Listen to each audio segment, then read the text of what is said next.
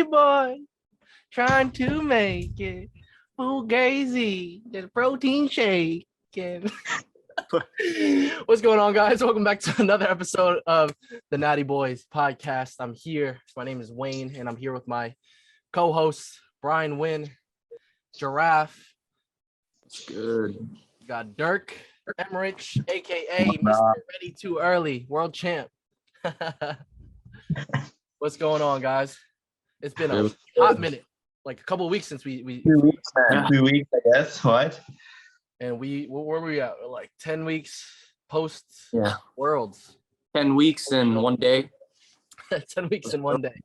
What's going on, guys? Let's get straight into it. Let's talk about training and how's post or just the off season been going for you guys.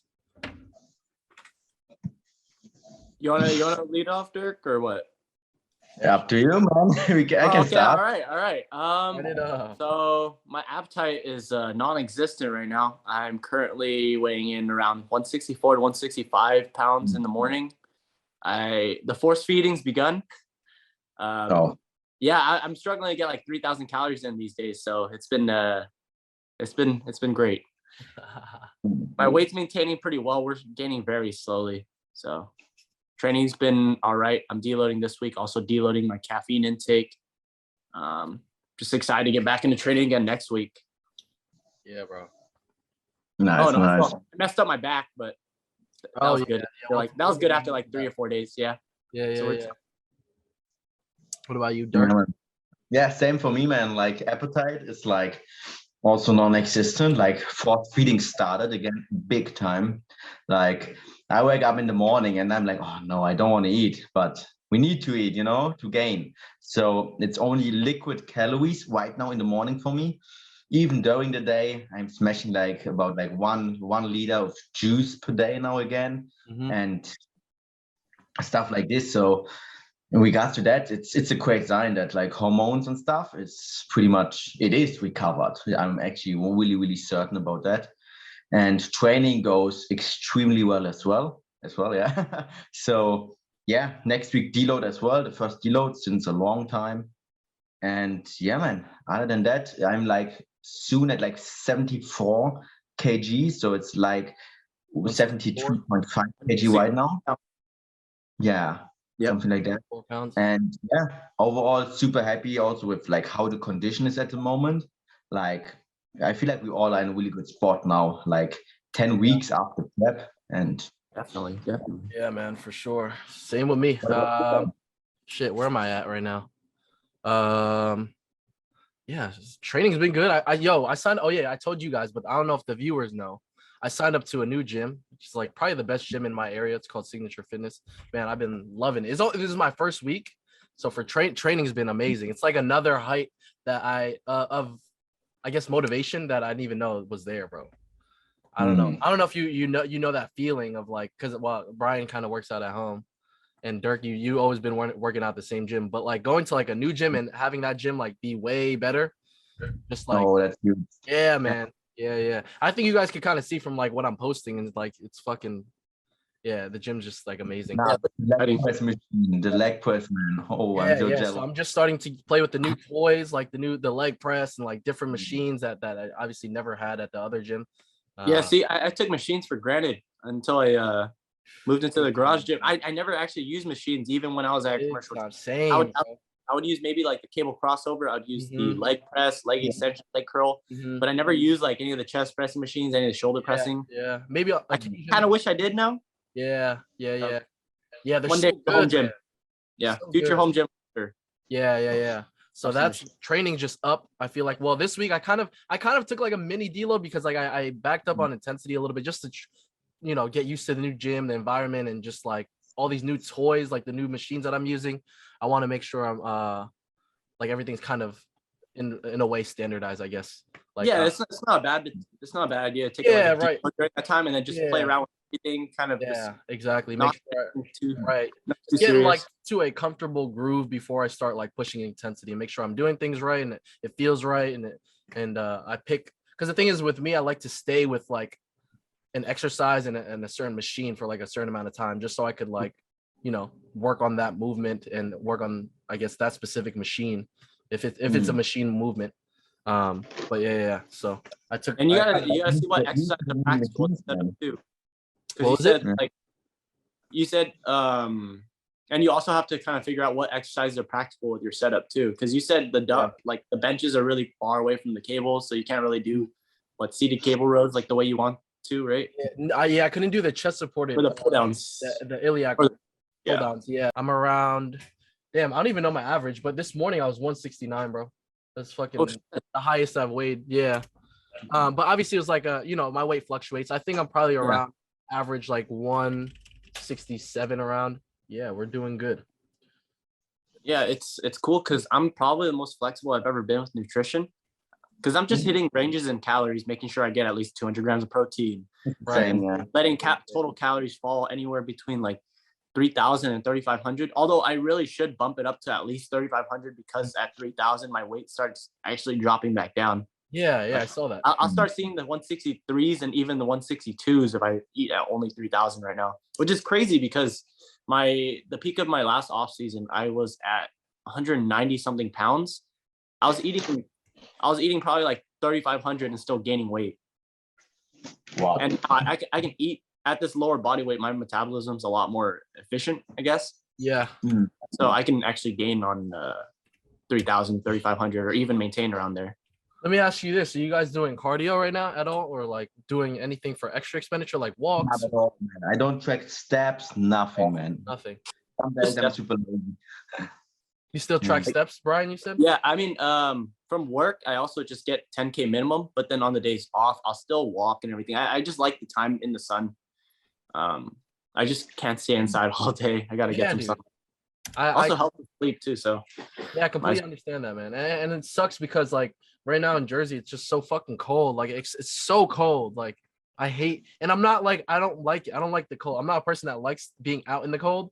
Yeah, so it's like those. I like the sleep quality I get from the cold though. Yeah, it's amazing.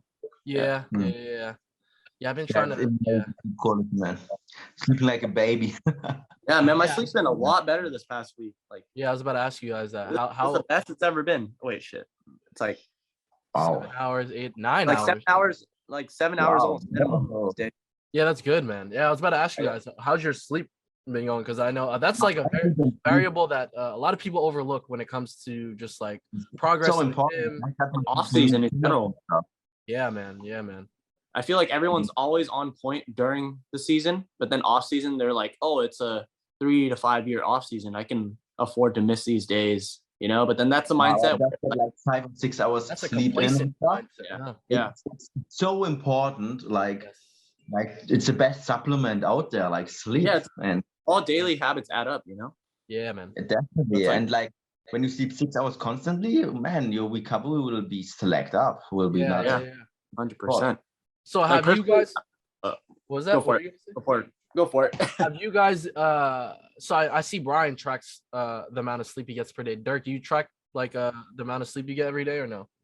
Not at all. Like I track it like in my head, right? And I'm going for like 8 to 9 hours average, like everything between 8 to 10, something like that. Oh wow! So wow, yeah. So you're feeling nice. Yeah. I try to get like 7, 8 as well. And I feel the difference, like 8 to 9, I feel way more fresh. I was about to ask you guys that. Yeah, like, do you guys feel an actual difference when you? I do.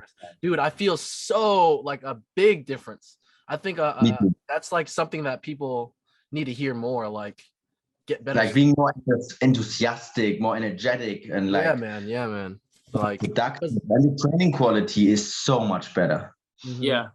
I think when I track sleep, it really like gives me like a visual reminder of how well I'm sleeping. Because you can be in bed for 8 to 9 hours, but your sleep quality might be shit. You might have been only sleeping 6 to 7 of those hours. So this kind of just gives me some type of feedback. Mm-hmm. Like I see that it shows me I only slept like 5 hours. I'm gonna be like, oh, I need to get on that. I need to sleep more. I need to sleep earlier. Because I found that if I sleep late, it's a lot more difficult for me to get those 8 to 9 hours because there's like noise in the house or people talking too loud and then I wake up, the TV's on, something like that, Yeah, that's another thing too. Yeah, you're right. Like you could just be laying there or just not get that deep sleep that like I feel like when you get into like that deep sleep, you get like better recovery. I don't know. Do you guys feel that way? Or I don't even know if that's a thing. Unfortunately, I don't get a lot of deep sleep just from what I've seen on the Fitbit. It's not 100% accurate. It just gives somewhat consistent data though. How does that, what was that? how does that work? I've never seen that app. I think it tracks. So I wear like a watch. Oh, yeah. Which for some people is kind of annoying, but for me, it's not too big of a deal. Yeah, I sleep with my hands under the pillow, so it can be kind of annoying if I want to sleep on my left side. Yeah. So it like tracks movement. It tracks your heart rate too. It's actually pretty accurate tracking REM sleep, because I've woken up from dreams and nightmares, and it'll show that I was awake right after like a REM cycle. Oh shit! Yeah, really? it'll show I need to get an Apple Watch. It's pretty cool. Yeah. Yeah, I like that. I like the Fitbit just because like the interface is a lot more friendly. I've heard the Apple Watch to show data in a way that's very. You have a Fitbit, or is that that's an Apple Watch? No, this is a Fitbit. Yeah, this is like one of the. Oh, it looks like an Apple Watch. Oh shit! Yeah, it's not one of the. Then the traditional Fitbits are a lot. It's like a smaller screen. Oh, okay. It's not like a full LCD screen like this. So you got like a Fitbit Versa. It's pretty cheap too. It's like $100-something. Yeah, really worth. Oh shit! And like I said, it's not 100% accurate, but it lets you be more aware of your habits. Right. Yeah. I think that's what a lot of people need to know too. Is like a lot of things are not 100% accurate, but if you stay consistent, the most important thing is like you're using the same way to track your sleep. Yeah. So you can see the progression. You can see. I almost track my sleep the same way I do with my training. It's like I look at it and I'm like, I'm actually excited to see how I slept the night before. Exactly. I'll be taking a shit test the morning after when I wake up, and then I'll just check my sleep. I'll be like, oh hell yeah, it says like pretty good quality for a good duration. Like yeah. You could kind of right, and you can kind of, if you're consistently using the same the same Fitbit, like the same app that you're using to track, it's like you can collect that data after a certain amount of time, and then you could compare it to like how you feel, and like what I mean, then you could kind of like make like decisions off that, like, all right, well, I got an average of like 9 to 10 hours of sleep, and my training went up for this month or something. Or there was a part of me that got complacent in my last off season, just because it was like I was in college, right? And then I would pull all-nighters, and I would just be like, oh, whatever, because then it's like you pull that all-nighter and then you forget about it. There's nothing to remind you how shitty you slept. I can go on the app and just see like, oh, look how many shitty days I had. And then it's kind of like a wake up call for me. Yeah. But back then in college, when I wasn't tracking it on most days, I would just be like, okay, whatever. I didn't get that much good sleep, whatever, move on. For sure, bro.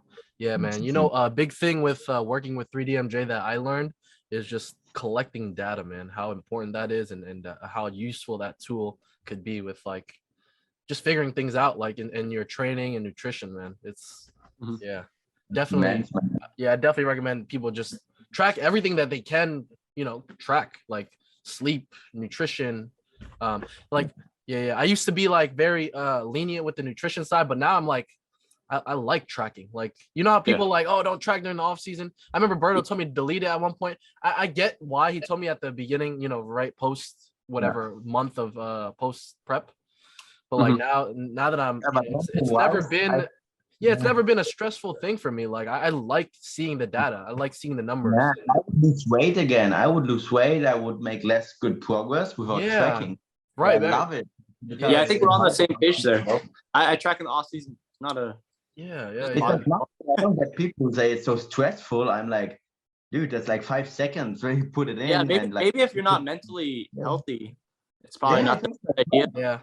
I love seeing the scale, and then like it's 10-second thing. It's like it's crazy. Like people tell me it's just stressing them out. Like it kind of annoys me when people try to like I'll post my macros or whatever on my story, and then people will be like, oh, respect, but I'm like, it's not that big of a deal. It shouldn't be regarded as this very difficult task, Yeah.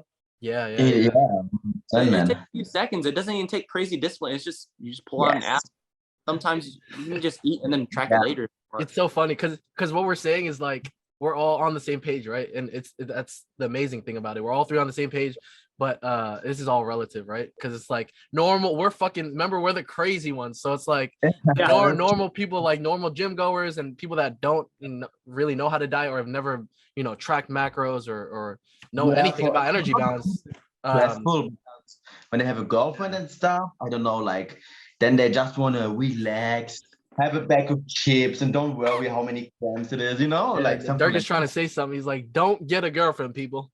The girls ruin your gains." I'm dead. It's true to some extent. The professional on Tinder is telling us. I can't say he's wrong. It's about balance, man. It's about balance, really. Like if you can't balance having a girl and like your goals, then I mean, like in general, you want to have right? Yeah, no, really, yeah. Then just go on Tinder and then type in your bio, looking for a good time, not a long time. There you go.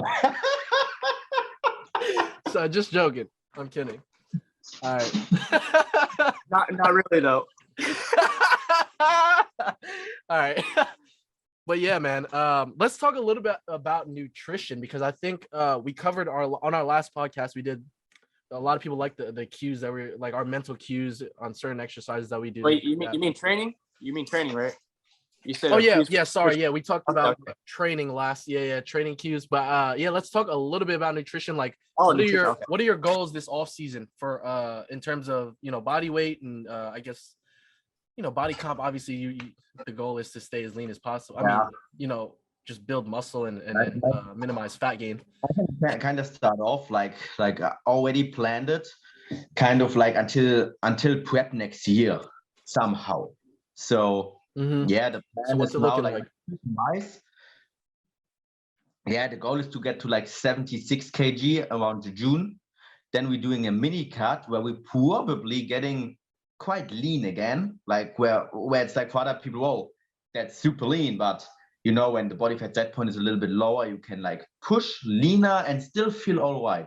And this leaves us more room for growing then as well, because then after this mini cut in summer, the plan is to grow until next year, January, February, then doing another short mini cut, and then like a kind of maintenance phase and starting prep. So that's the real plan, like nutrition wise and how we doing all this. And like you said, when the goal is like Alberto says to me, like gain that much body weight within this time frame, then getting there, then doing a longer mini cut, and that's kind of the plan. And all in all, nutrition wise, super basic. Like it's the same with prep a little bit. I have a kind of structure like where I eat basically every day kind of the same, more or less, because it's easier that way for me.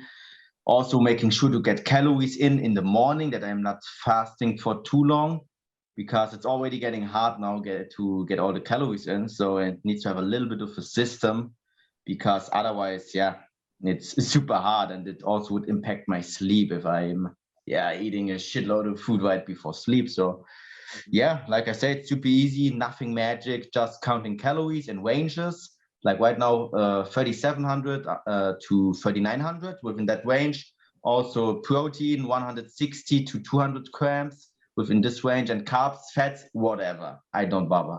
So that's it. Super easy. And Wait, you said your calories are at 3,700 to 3,900? Holy shit. And you're not gaining weight? Fuck. I do, but slow. But small, very small.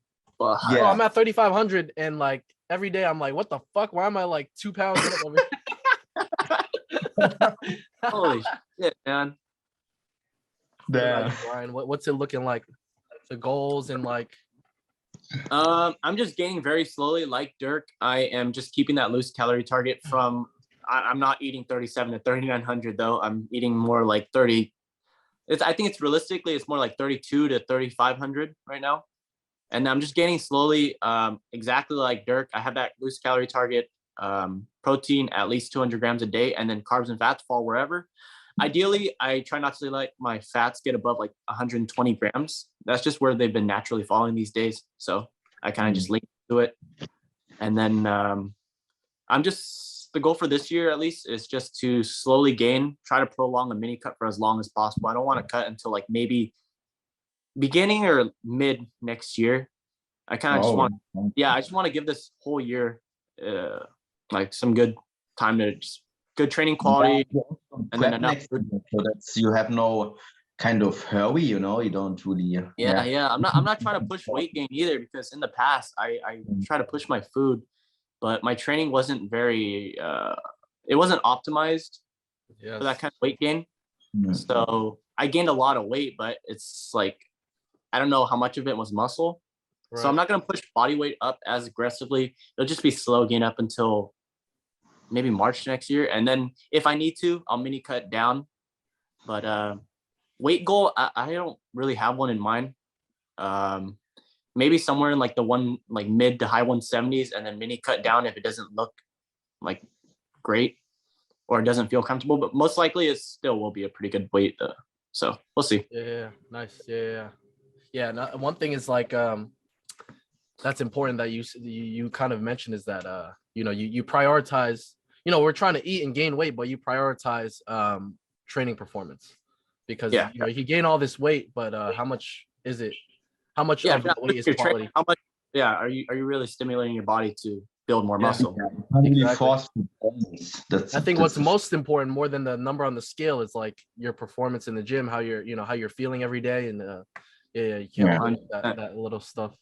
So yeah, for me, I think I kind of said it, but Berto just says get to 187 pounds by July, August. I'm probably gonna push that to like August, just so I could, you know, I don't know, I'm kind of iffy about like the big jumps in weight. So that's pretty much like around 3 to 4 pounds a month moving forward. I'm not opposed to it, but you know, I'm definitely like skeptical about it. So I'll probably ask him. It's definitely it's a good option if we still have a lot of weak areas to work on, and a lot of areas we could potentially put a lot of mass on. Right. Definitely. I'm just more worried about how I'm gonna feel, you know what I mean? Doing it that fast, because I did gain mode. Yeah, I'm going full 8 mode, but I have been obviously around that weight, and that's where I kind of started last prep. But that was like in a span of like 5 years of me, you know what I mean? Like I kind of did it relatively slow, not really, but the goal wasn't obviously honestly too, the goal wasn't bodybuilding. I wasn't super focused on training, you know what I mean? I was training and I was just having fun, but I was more powerlifting focused, I'd say. In hindsight, now I look back at like the past 5-6 years of training, it's like, I threw the, you know, accessory bodybuilding quote unquote work in there, but in my mind it was always just to get back on the platform and you know, get that 1 rep max up. And when you have that focus, I think that's why Berto gave you that high weight goal, because he knows there's a lot of potential to tap into there. Probably that's what I'm thinking too, because when I'm in hindsight, when I look back at it, it's like, we were doing bodybuilding, but we weren't really doing bodybuilding. You know how people are like, you know, we're bodybuilding. I'm about to go, you know, they finish their squat, bench, deadlift. It's like, I'm about to do some bodybuilding now. Like, and it's just like that's pretty much right. Really, that's pretty much how I treated it. Not that it wasn't serious, but it wasn't. In hindsight, it wasn't as serious for sure. Definitely had less intention at some points, because sometimes I'll be like, I got my good squat in. I did a fucking heavy ass squat, and I had a great squat session.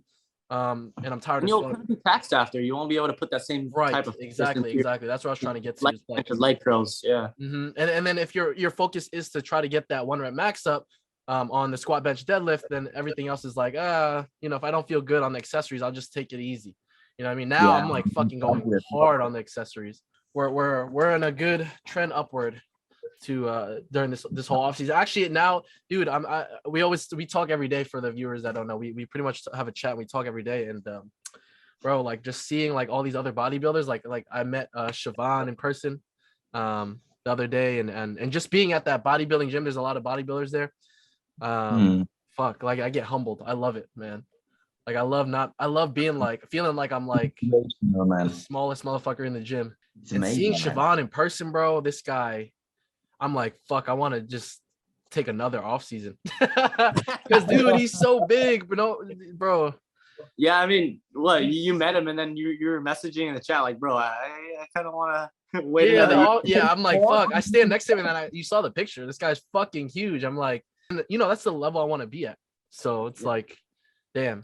Because for me, bro, like we talk about the pro cards and all this shit, and like the pro cards are cool and stuff, but like my thing is like I could get a pro, you know, you could get a pro card at like a less competitive show, and it's just not as rewarding because like what do you like for me it's like, all right, I get a pro card, what the hell am I gonna do with it if I can't hang with the pro, if you know, if I can't bring up physique that could stand up next to the pros and do well and be respectable next to pro level physiques and elite level physiques. So it's like yeah, that's like what's been going on in my head. So it's like the 2023 really is in the air for me. I'll leave that as a goal because that's what me and Berto had planned. But if I feel like we need to compete together, bro. I know that's the only thing. That's the thing. Like, and for me also, it's deeper than just like placings for me. Sometimes at some points, like the experience, bro. Like this is why I did Worlds. This is why I flew out to the Mayhem. It's like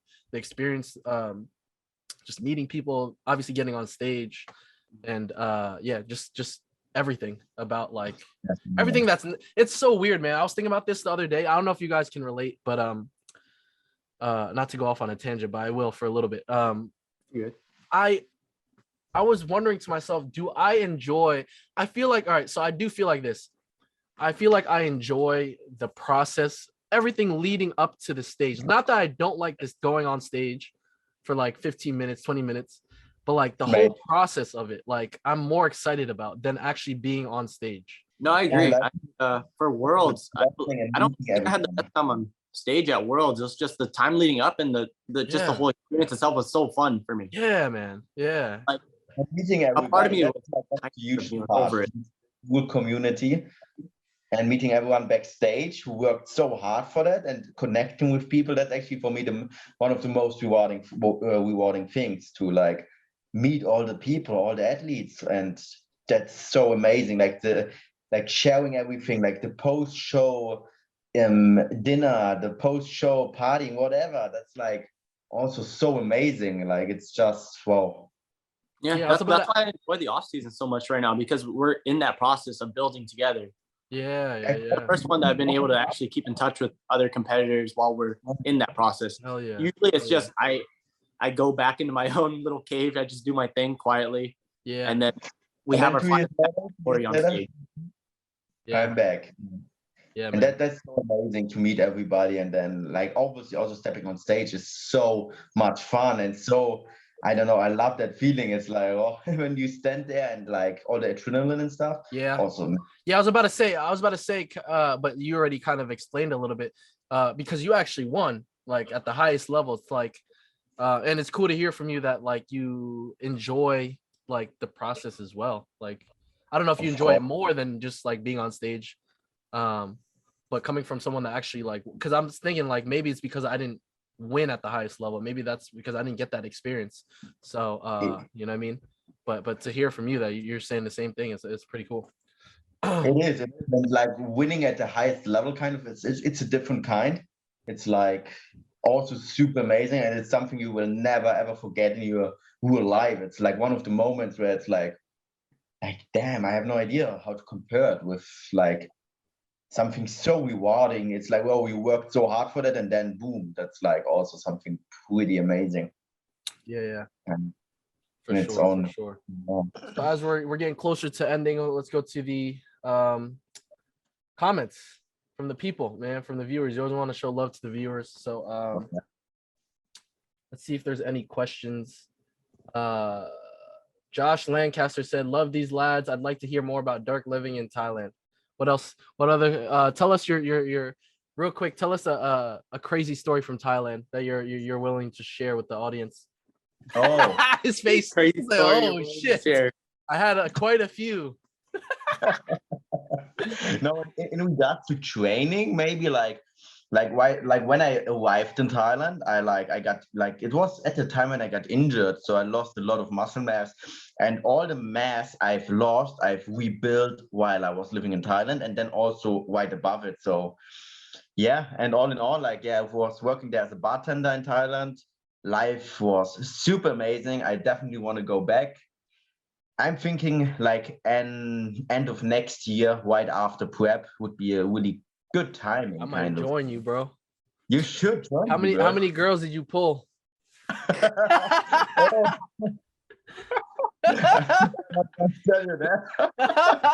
That's a secret. And now you're gonna go back as a world champ.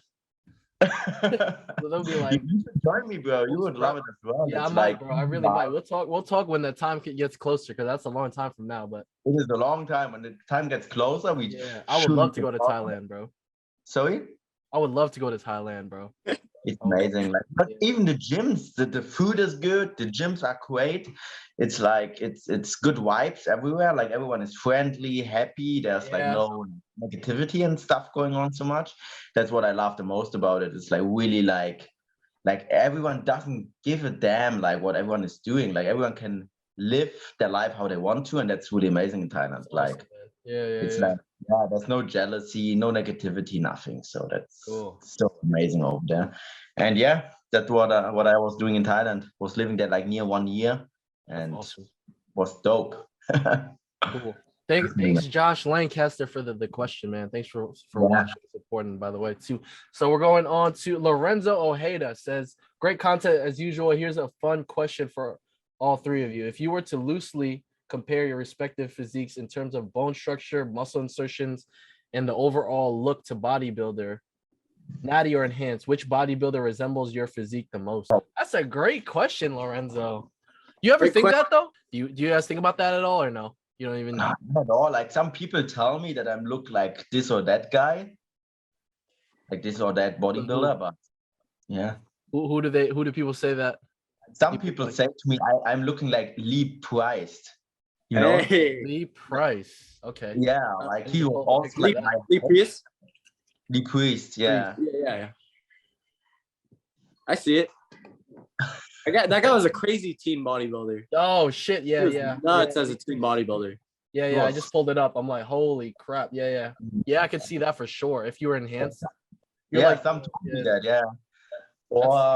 That's sick. Yeah.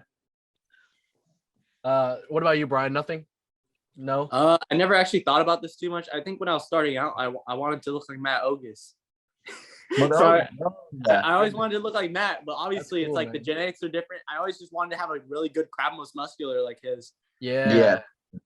That's a good one, bro. Yeah, but I never. It shows very different physiques, very different insertions and genetics, obviously. But I always, because of him, I just wanted to get a really good crab most muscular, and I got it.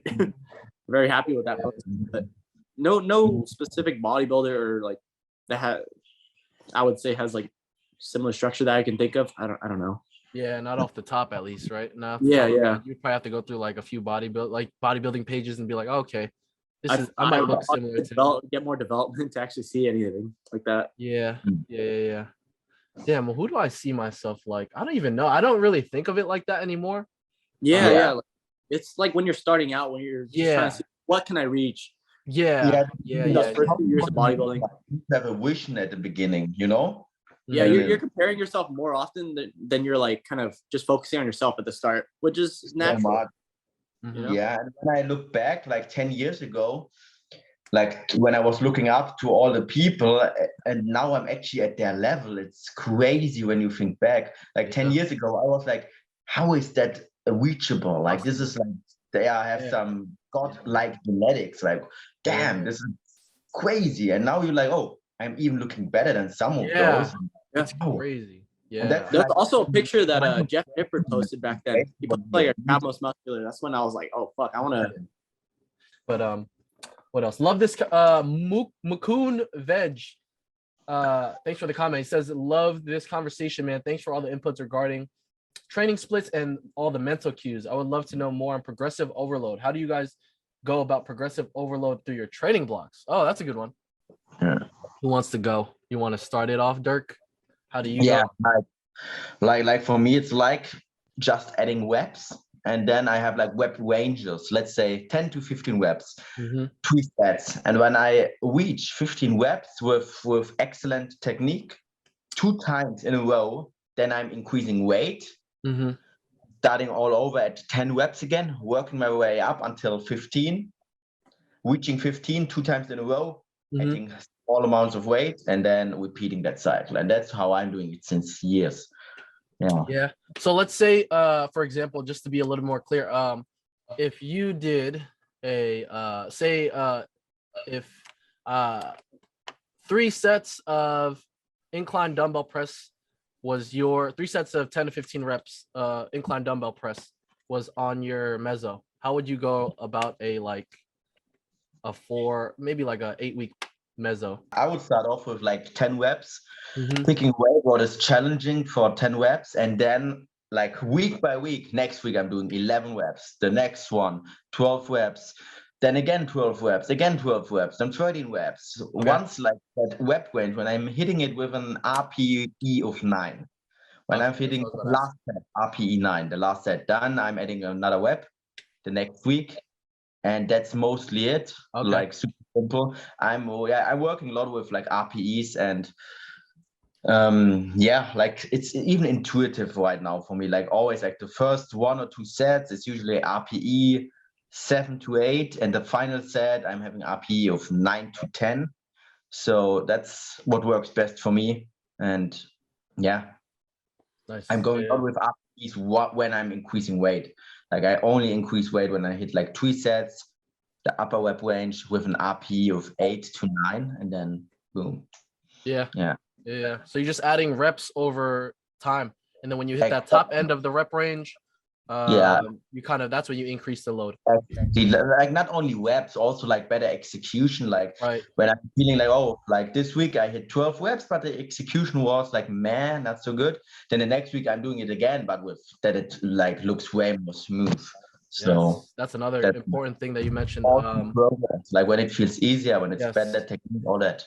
Yeah, because I think a lot of people, I want to kind of highlight that, because I think a lot of people think that every week there needs to be like a progression or an uptake in like just like the load or the reps to progress. And if you don't, I think some people overlook that. It's okay to do the same reps and same weight a second week after, you know what I mean, like for 2-3 weeks, as long as you're trying to get better at it. Like if maybe it's getting easier, you're getting better at the execution. That's key, I think. It's like with dumbbells. Like I stick with dumbbells for 3 or 4 months, or even half a year. Like it's until I'm increasing the dumbbells, because it's a dumbbell. Yeah, for sure. So that's how you go about things, pretty much. Definitely. That's a good way. Being like progression schemes. Ego take over is so much key. Yeah. What about you, Brian? Anything different that you can add? Very, very similar. Each exercise, well, some exercises I'll be in like the 8 to 12, and then some exercise will be at 12, 15. Some are even 15 to 20. And then, I mean, it depends on the exercises. For press rounds, I'll be in like the 12 to 15 range, and then like for incline dumbbell bench press, I'll be in the 8 to 12 range. And like Dirk, every week I'll add like a rep to each set, and then once I get to the top end, once I reach to that like 15 reps on the press rounds or 12 reps on the incline dumbbell press, I will up in load, and then I'll basically start back at the bottom of that range and then work my way back up again in the following weeks. Gotcha. Do you guys ever let me ask you this, do you guys ever add sets like at any point? So for example, do you start with like 2 sets? Do you start with 4 sets, 3 sets? How do you guys go about like that? Or you guys have like a certain, like maybe you just keep it 3 sets the whole way or something? Yeah, I keep it the whole way. Yeah. Like, okay. Some exercises. I'll cap it at 3. If I'm coming straight off a deload, some exercises will be at 2 sets for a while. I'll max out in reps, and then I'll maybe add a set after that. Okay, so you do a double rep progression or double progression scheme, kind of, where you're adding a set and then you're adding weight as well, or you usually it's the same. Usually the same load. Okay, yeah, but you're just adding the set. Yeah, I'm kind of figuring everything out for myself right now, because like I said before, last off season I wasn't very intentional with progression schemes or anything. I'm kind of just going to the gym and then just hitting the same load or heavier than last session. So it's kind of like I didn't really think about progressing my rep or anything. Yeah. Which is stupid, really stupid. But I don't think it's like that bad because it worked. Yeah, it works for sure. It's probably not the best move in the long term. Yeah, I think it's well, just like a personal preference. I think a lot of people train like that though, and make progress. These days it's more predictable though. I like how everything's moving these days. Yeah, more data driven. Like I really like that. Like, cause I personally like seeing the data and like, all right, this is how I did all this during this meso, like this month. You can see like the data of the whole month, like sleep, steps, or whatever it is, macros, training, how you progress in the training, and then just like, oh man, just the data like is so important to like making adjustments. If just auto regulate whenever you need to. Yeah, and that's another thing. We could talk about deloads a little bit because I think all of us like are in a space where I think we haven't took a deload, and like we're getting to a point where we needed one. This is my first deload. It's actually supposed to be next week, but I pushed it up 1 week just because I hurt my back while sumo deadlifting. Oh yeah, if you guys didn't see that on his Instagram, this guy was pulling like hella weight and just it was just like 535, which isn't bad for me ever. Right. One of those days, I guess volume caught up to me and I kind of that's the thing though with squat, bench, and deadlift. You gotta be standardized. Like I really didn't know how to program this in with my bodybuilding stuff because last offseason it was kind of the opposite. I put more focus into the powerlifting stuff and then I would just let the bodybuilding work fall wherever. Yeah. This offseason I'm more focused on progressing my bodybuilding work, and then my powerlifting stuff I'm just like, I don't even know what to do with these anymore. Yeah, I'm super fatigued. It's like I don't really it's not even that. It's like I don't really care about my squat or deadlift right now. I was just doing them just like I was deadlifting my whole season because I had Tyler handling all my numbers, so it was mindless. But I really don't know how to program my my powerlifting work into my bodybuilding. So and I really don't care to right now. That's the main thing. Like I'm not enjoying it how I used to, so I'd rather just take it out and then optimize my growth. Yeah. And then whenever I do want to deadlift again, I'll throw them back in. But yeah. That was another thing. I'm getting to where Dirk was like earlier when you asked, he was like, should I take a deload? And it's like, I don't know. You can auto regulate deloads, and it's like it's a hard thing because I think all three of us as athletes, if we feel good, we won't take a deload, even though we have it planned in our meso. You know what I mean? Like you had it planned to do a deload this week, but now you're feeling a little bit better, so it's like I feel better, but I wait, right. Do you guys try to standardize deloads in general, like every maybe 6 weeks, or like you just go by the feel? Now I do. Yeah. Because back a week for me. Last off season I didn't deload very often. Yeah. And then, like I would pay the price. I would have more shitty sessions more often. Yeah. But then I would go back to having good sessions after, but then I would just have to pay the price with those. Yeah, because I feel like as athletes, we just end up like just going hard all the time just because you feel good. Yeah, I'd rather just take that deload, just to have some peace of mind. Recover. Yeah, like your joints recover. Get back to training. Yeah, I think it's good for everything. Some worse training sessions, but sometimes it's hard to tell because one day you feel good, the next day you feel like shitty again, then good again, then like, do I really need a deload? If it does teeter-totter like that, then I'll usually just call the deload. I have like this a little bit, like good, like then I'm really like beaten up, really fatigued, and not bad. And then it's weird because those highs can make you think you won't need a deload because you're like, okay, I'm good, it's fine, it's fine. That's what I was trying to get a good session. Even stuff, all that stuff, and but I feel still feeling it at training. Like I'm like, okay, that training that feels rough. The dumbbell presses and stuff. Yeah, I feel like right now I'm learning because for Berto's program that he gave me, we don't deload till like 8 weeks, I think, or 6 to 8 weeks or something. Yeah, like I think that. I'm at 9 when I deload. Yeah, something like that. And like I'm not really used to that. I'm usually used to like just standardizing like a 4 week on the 4th week, just deload regardless of how you feel, just deload. 4 weeks. Yeah, on the fourth week. So just go hard for 3 weeks and then deload. Go hard, and that was like a standard for me because that was like a powerlifting focus. You know? Yeah, yeah. You definitely need it more often. So yeah, I was about to say that. I think you definitely need it more often. Because right now I feel like it could last like 6 to 8 weeks with bodybuilding. But like that 6 week is like fuck, like perfect spot. I feel 6 to 8 weeks. Yeah, same. Without and then also, I think I can push like 10 to 12 even. Yeah. Without... Yes. Yeah. You know, I think it depends also on how hard you're pushing the intensity in the gym, right? And that I guess that comes with experience, right?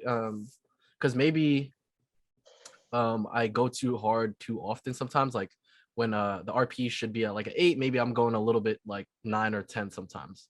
I don't know if you guys ever. Yeah, I don't know if you guys ever like even care about that or like think about that too much. And that's where it gets like very analytical with what we talked about before. It's like, damn, should I push this extra rep or should I stay in this RPE range? Yeah, but the thing is, RPE is pretty fucking difficult if you think about it. It is. Because how do you know how far you? That's why I always push it past. Like, you can push 8 and then think. You can push an 8 and then be like, "Fuck, I'm about to die." But it's like, I could do 2 more. Yeah, exactly. And which is why I like watching AJ Morris train, because he trains hard, and it just shows that like how much the body could really take when you just focus and push it. Because what you might think is like you said, what you might think is a RP8, like it's probably RP6 maybe, but you're just like being a bitch and you know what I mean, like you're not pushing it. A Tabar, first time here. Thankful for the information you guys are giving and the knowledge. Extremely helpful. Thanks, A Tabar. Chang Nation. Oh, Josh again. Really enjoyed this episode. Learned a ton. Add me to the pre-sale list when you guys drop the Natty Boys Q handbook. That'd be fire, actually. A Natty Boys Q handbook. I hadn't even thought about that. That's pretty dope. Maybe in the future. Another great video. Gordon, see you. Another great video. It's so good just to sit down and watch 3 natties and have a conversation about bodybuilding. Gordon, thank you so much. Our boy Leroy says, appreciate the kind words. Natty for life. Yo, Leroy's looking good. You guys seen that? 9 weeks out. Yeah. Crazy. I think he's in the 150s now, is he not? Like I have no idea. I have no idea. He was just like 161, maybe like last week. I thought he was like he's 151? He was 160. Oh yeah, 161. Yeah, that's what I thought he was like 160. In the 50s, I'm not sure. Yeah, that's gonna be a good one. Yushi, appreciate you guys doing these episodes. Really insightful and entertaining. Yo, guys, thank you guys so much for the support. And that's pretty much all the comments we got. Ryan Dosa said this. He loves his content. Thank you, bro. But yeah, let's get into before we end it. Let's talk a little bit. I know Dirk's been getting a lot. Dude, one of his pictures on Instagram from Worlds with the back shot, the glutes. This guy's got like 11 million insights and like I think insane. And like over 100,000 likes. It's immense. And I'm going through the comments, right? And we see a lot of like 100 people bashing you for not being natty, bro. So let's talk a little bit about that. Like, how do you manage? Because I don't get too much hate, man. Mainly because I probably didn't get as lean as you guys to like look like something, out of the ordinary, something that would be a physique that would be questionable. Maybe I think Brian probably gets a lot too. But how do you guys kind of manage like the hate on social media? Do you guys even take it that serious, or do you guys look at it? I have so many ways to like transform it into a positive. Like, first of all, I'm seeing all of these as a compliment, as flattery. Like all the like throwing up emojis, all the this guy isn't natty stuff. I'm like throwing up emojis from all the orals. Looking like nasty for the most people, and like when looking so nasty that people take out the time and writing a comment on Instagram tells us how good we actually look, like in regards to bodybuilding. So I'm seeing it as a huge compliment. Can surely get annoying when you wake up in the morning, checking your phone, and it's like, 3 new throw up emojis and stuff. You're like, oh damn. Man. What do you think exactly that means when they put the throwing up emoji? I think that they just think like it looks nasty and disgusting. Oh, okay. Oh, okay. which is a compliment if you're a natural bodybuilder. You want yeah, man. I think I could see where it gets annoying. Do you get that, Brian? I think you get that too, Brian. I'm pretty sure. I get a good amount. Whenever it's actually kind of cool though, because whenever Mike Israel he reposts me, I like seeing the discussion in the comment section because I look at that too. It's like, damn, I'm worthy of discussion. Thank you. yeah. I ain't shit. I've seen myself in the mirror every day. Shit, I don't even want to talk about this. I don't know how you guys are, but yeah. Thank you. Yeah, no, it's like, I take it all as a compliment. Honestly, I would rather have people accuse me of being natural. I've said this on the Natty News podcast, actually. If someone looks at your physique and then they say he's undeniably natural, it's like, what the hell are you even lifting weights for? What the hell are you bodybuilding for if you're not looking unnatural? Yeah, true. Yeah. I don't want anyone to look at me and say he's definitely natural. It's actually kind of upsetting when people defend my natty status because I'm like, fuck, I'm not there yet. Because they're like, guys, he's definitely natural. I'm like, fuck. I'm like, so you guys kind of take it as a compliment then. It doesn't bother you at all? No. Yeah. I think social media is kind of giving me like pretty thick skin, honestly. Yeah, you need to get thick skin like from all that stuff. Like actually it can also turn into a negative where you kind of like judge everyone a little bit, like, oh, everyone thinks I'm like I look disgusting. Everyone is a dick, like that's also dangerous that you kind of like start to judge people, that you think like that you feel like a victim or something, like that's also dangerous to fall into this kind of thinking. So like I can imagine like especially girls and stuff on Instagram, like they also get a lot of hate. I think it's so hard for them to cope with it because they can't really like see it as a compliment when someone tells you, oh, you a bitch on Instagram. It's like, oh, you can't really see the compliment. Like I feel like, we can kind of see the silver lining with the comments we get, but things like those. That's a whole different topic though, because girls and guys, the way girls and guys think is just completely different. It's also that's just the territory of bodybuilding though. It's like we get negative comments it's because we've achieved something. When they get negative comments, it's kind of, I don't know, it's just it's different. And then I think girls think differently too. Like like I think we men get less offended. Yeah, I mean, I've seen some attention and like what's the saying? Like haters make you famous. It's true. Yeah, true. Like this post got so much attention. It's crazy. Like in the natural bodybuilding scene, like getting so many likes, all that stuff. It's crazy. Like most of it from the hate it received. So it's like, it's actually huge positive. And like the goal is also like come next preps. I want to like, collect like all that, like, he's not natty. Look like, even crazier. I see it as a compliment. Like, okay. Yeah, I got a comment recently, or not recently, it was crap, but it was fucking funny. The guy was like, quit with this not natty bullshit, quit being dishonest. And then 2 comments later, he's like telling me how I'm smaller than his thumb or something. They're just trying to get a reaction. No, this is how funny. They're trying to get a reaction because it's like 1 second I'm on steroids and then next second I'm small. Exactly. Because then I was just laughing about it. I was just like, I was literally like, hey, thanks, man, with like a heart emoji or something. Yeah, I was about to ask you guys actually comment back to these people or what? I didn't. I ignored it. Okay. I find it entertaining, so I just do it. Yeah, me too. I would do the same shit. I don't get it. If I can get them mad with like saying dumb shit, I do it. I think some people really just go into there to just get a reaction out of you, bro. Sometimes just bored. bored. Like, they're just bored. So I just troll back. Yeah, you try to get a reaction out of them instead. Yeah. I don't know what to reply to a throw up emoji. Like just throw up back. Just give them what I was thinking. Like, hearts, bro. Just give them some emojis back. Their pictures the throw up emoji, but all of them are private. So see, there you go. Private accounts. This is why you don't even pay attention to it. Exactly, but it would be so funny, like when you just send a throw up emoji on that picture. And they put like the what else did they put? The needle. The needle, the needle and the orals, the pills. Yeah, it really depends on where the viewers are coming from when they see your profile. For me, it's like people coming from Mike Israel's page, so they know about bodybuilding. Yes. For sure. They're coming from the explore page. So it's just a bunch of like randoms. Yeah. Yes. You've probably never seen competitive bodybuilding and not like at the natural level, right? Yeah. Completely different. Yo, that's another thing.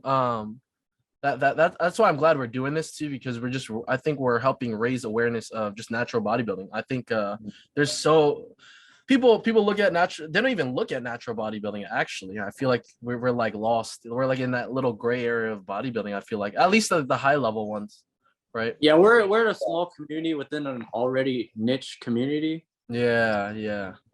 Obviously, it waters it down pretty far. There's amazing physiques in this sport, man, for sure. That are questionable. Like you would question if you see them. It's like, fuck, is this guy on gear or not? And it's amazing. Yeah, you can accomplish, or the physique you could build just natural, not on anything. But I want to talk about a little bit before we end this. You guys have anything you want to throw out there or no? I'm good, man. If you got any negativity, Wayne? No, we got about 4 minutes. But I did want to talk about like a couple of people that are competing. I want to see what you guys think about if we could talk about this. Russ is competing. Russ Swole. Yeah. He's doing powerlifting and bodybuilding. What do you guys think? Both. I don't think he's gonna be able to compete at the top level in both. There's just no way. You can't do both at the top level. Definitely. Yeah. It's definitely he'll be able to do okay. He'll do like really well in bodybuilding. It just won't be the best he could have done. Be shredded skills and also compete at powerlifting. It's impossible. You can't be like super shredded to the gill. Be powerful. You can't. Yeah, I'm curious to see, because thing is with his weight class in powerlifting, he beats like the second place by a lot. I think usually at nationals, and so he's definitely gonna get a big drop off if he's gonna push conditioning. And I did watch one of his I forgot where I heard him talk, but he was talking about how he did an NPC show, a bodybuilding show, and this is in 2016. Yes, in 2016, and he didn't take it as serious, and he couldn't get conditioned enough. And he was like, he's pretty much experiencing what I kind of experienced, like fucking the levels of conditioning at the natural, or just in general in bodybuilding. But more specifically, if he's gonna be in the naturals, that's what really sticks out. I think he's dense as fuck, right? He has the muscle, the mass, but it's getting, I think a lot of people that don't bodybuild don't know the level of conditioning that you have to get to be competitive at the high level. A lot of people overlook that. So it's going to be interesting to see, man. I think it's I can't wait to see it, to be honest. That condition in his life before, so when it's the first time ever, usually you it's near impossible to get like elite condition, like when it's your first. Yes. Here's the thing though. Here's the thing for people who are taking bodybuilding seriously. It's already difficult to get into condition for a lot of people. And then when you factor in competing at a high level in powerlifting, it's a lot of stress. And no matter how good your genetics are, you're going to be stretching yourself thin. There's just no denying that. Yeah, absolutely. And it's like, it's going to be, obviously he's still going to be performing relatively well, like compared to competitors, obviously, but he just won't be his best. His relative best. Yeah, exactly. He's gonna be that's exactly it, I think too. I'm interested. I think he could I just want to know I just want to see how conditioned he can get, because I think a lot of people overlook conditioning when it comes to bodybuilding, especially, I don't know if he's going to compete in the naturals at the highest level. Like if he's going to go against Kendall, you need or like whoever, because I think he can easily get a pro card in however easily. But it's with his level of play and just like his physique and I'm matching him up against the highest of the highest. Like he's going to be next to the world champ, you know what I mean, like Kendall and Bada, and you need to have conditioning, and I'm curious to see if he can get that, because if he struggled with that the first time around, and he said he wasn't taking it serious, so when he does take it serious, in which he's not really taking it serious in my opinion, because if you're doing powerlifting and bodybuilding, you're given on each side. But it's going to be interesting to see. I want to see if he can get really conditioned, because if he can, oh my god, world champ. Easy world champ if he could get dark level conditioning, Bada level conditioning, Kendall, like that. Yeah, for sure. Definitely. Interesting, man. Interesting stuff. But yeah. Well, we got less than a minute, so we'll leave it here, guys. You have anything to throw in before we leave? No. I'm cool, man. It was a good conversation. Thank you guys so much for all the support, man. We've been getting a lot of love. Yeah, follow us on all our IGs. I'll link it in the description below. Natty boys, just trying to make it fugazi. Right. All right, guys. Peace, love. Peace.